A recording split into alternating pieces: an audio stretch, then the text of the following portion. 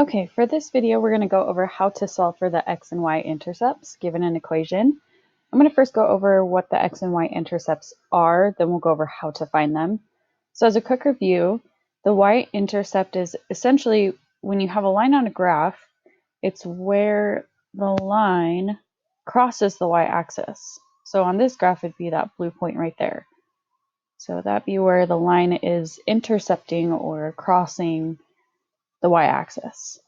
Now the x-intercept is essentially the same thing, only it's where the line crosses the x-axis.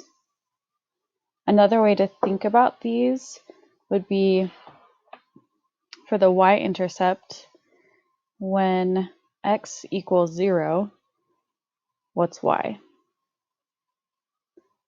So if you want to put it in coordinate points, it'd be the point 0, and then whatever y is when x is 0. The x-intercept would essentially be the same thing, just switching the x and y.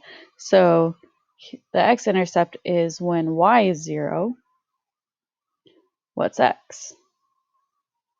If you want to put it in coordinate points, it would be the point x, whatever x is, when y is 0. Okay, so let's go over, what might help you think about the word intercept and remember that it's when the line crosses. Think about in any ball sport, really, football, soccer. Let's say that we have, I'm going to draw you a little picture. Let's say that we have player A over here, and we've got player B over here. Okay, let's say that player A is passing the ball to player B. But oh no, we've got someone on the other team, player C, who in the middle of the pass snags the ball away from players A and B. So if you think about the word intercept, it's basically like cutting something, slicing something, stopping something. So player C here is stopping the ball from going to player B, right? They're intercepting it. Same thing with the line and the y-axis and the x-axis. Okay, now that you've enjoyed my lovely drawing skills, let's go over one example of finding the x and y intercepts given an equation. So remember how I said the y-intercept would be when x is 0. Sorry, I should have put a 0 there. When x is 0, what's y?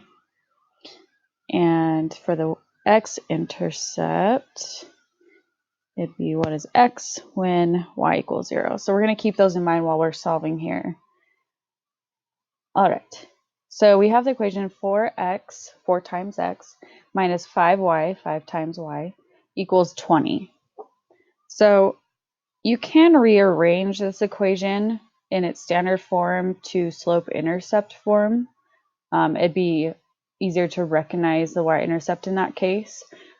But I'm going to show you a little shortcut. Again, there's multiple ways to do these problems, but I'm going to show you the way that I feel most comfortable doing, the way that I find is easiest. So what I'm going to do actually is to find the y-intercept, I'm going to substitute 0 in for x equals 0, into the equation, and then I'm going to solve for y. So I'm going to rewrite this equation now. So I'm saying that x is 0, so it'd be 4 times 0 minus 5y equals 20. Now we know 4 times 0 is just 0, so really that cancels out. We're left with negative 5y equals 20. Really important to keep that negative 5 there. Now, to get y by itself now, since we're solving for y, we're going to do the opposite of what's happening to it. So right now we have negative 5 times y. So it's being multiplied by something.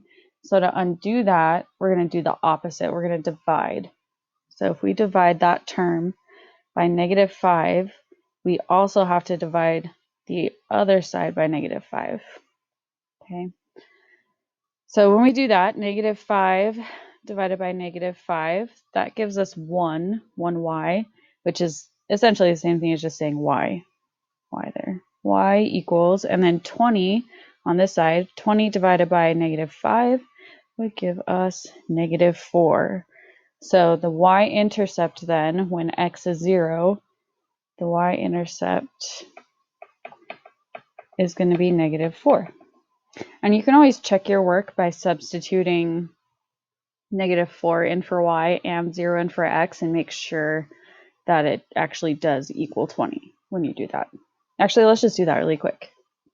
So we have 4 times 0 minus 5 times, excuse me, -4 equals 20. Again, we know that 4 times 0 is just 0. -5 times negative, that should be 20. -5 times -4. A negative times a negative is positive, and 5 times 4 is 20. So there we have 20 equals 20. So that was perfect. Now we're going to solve for the x-intercept. So let me get rid of this stuff right here. That way we have some room. Okay. All right. So let's solve for the x-intercept now. I'm going to use green. X-intercept, we're going to do the exact same thing. Only instead of substituting 0 in for x, we're going to do 0 for y. So I'm going to rewrite this. 4 times x minus 5 times 0 now for y equals 20. Okay. So we know that -5 times 0 is just 0. So those cancel out. We're left with 4x on this side equals 20 on that side. Again, to get x by itself now, we're going to do the opposite of what's happening to it. Right now, x is being multiplied by 4, so the opposite of that would be dividing. Divide that side by 4, which means we have to divide that side by 4 as well. The other side. Okay. 4 divided by 4 is simply 1, or we could just rewrite it as x. 1 times anything is just itself. So x equals 20 divided by 4 would give us 5. Now I'm going to just double check my work again to make sure that this is all correct. So I'm going to substitute 5 in for x, so 4 times 5, and 0 in for y. And I meant to put 0 there, not y. Keeping it real here. Okay, 20. All right. We know that 4 times 5 equals 20. And we also know that 5 or -5 times 0 is just 0. So those cancel out and we're left with 20 equals 20. And that checks out. So our x and y intercepts are 5 and -4 respectively. Okay, I'm going to go over one more example. This one I'm actually going to have in slope-intercept form already. Okay, so let's write this part out. Remember, y-intercept is when x is 0, what is y? And the x-intercept is what is x when y is 0. All right, so our equation is y equals 1/2 times x plus 1. So quick reminder about slope-intercept form, y equals mx plus b. In this equation, this form of the linear equation, m is going to be our slope, which doesn't really matter to us at this point right now for this problem. B, however, is awesome because it's actually already the y-intercept. Okay, it's the number that you get when x is 0. If x was 0, y would be that number right here. So we actually already have our y-intercept. Our y-intercept is 1. We don't even have to do any arithmetic here. It's kind of like you're cheating without actually having to cheat. Okay, Don't cheat, kids. All right. Let's do x-intercept though. Remember, x-intercept is when y equals 0. What is x? So in this case, all I'm going to do is substitute 0 in for y. So y equals 0. And then solve for x.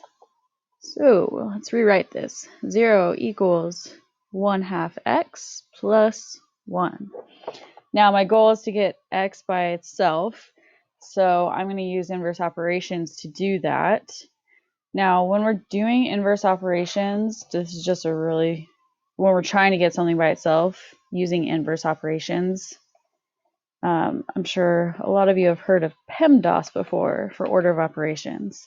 You're actually going to do it backwards to solve for something. So in this case, I'm solving for x. I'm going to start with whatever's being added or subtracted to x. In this case, we're adding a 1, so I'm going to get rid of that 1 first.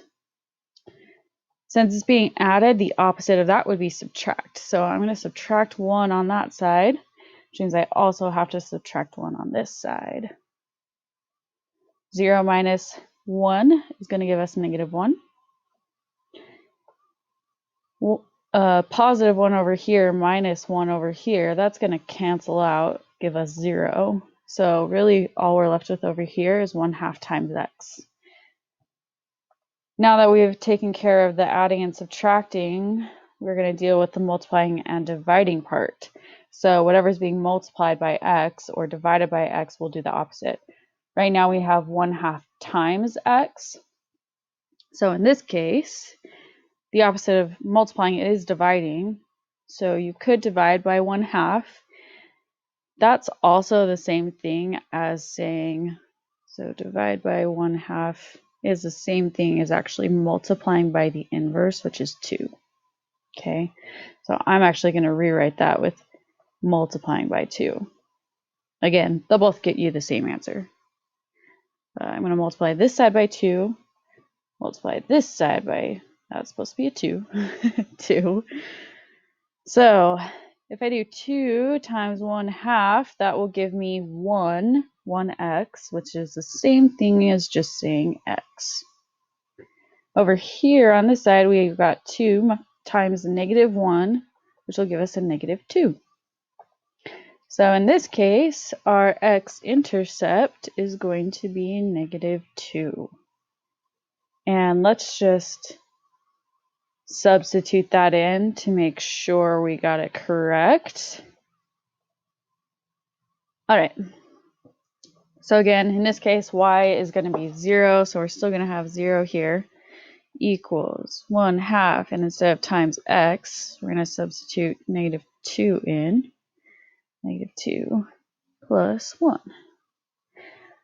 And now we're going to use regular order of operations, PEMDAS,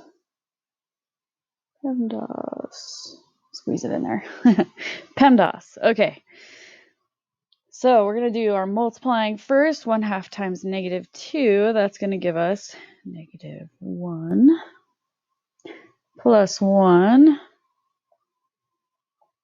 Now -1 plus 1 will give us 0 equals 0, and that's correct. So we know our answer here is also correct. Right, so our x and y intercepts for this equation are going to be -2 and 1 respectively. If you have questions about finding x and y intercepts, please let me know in the comments.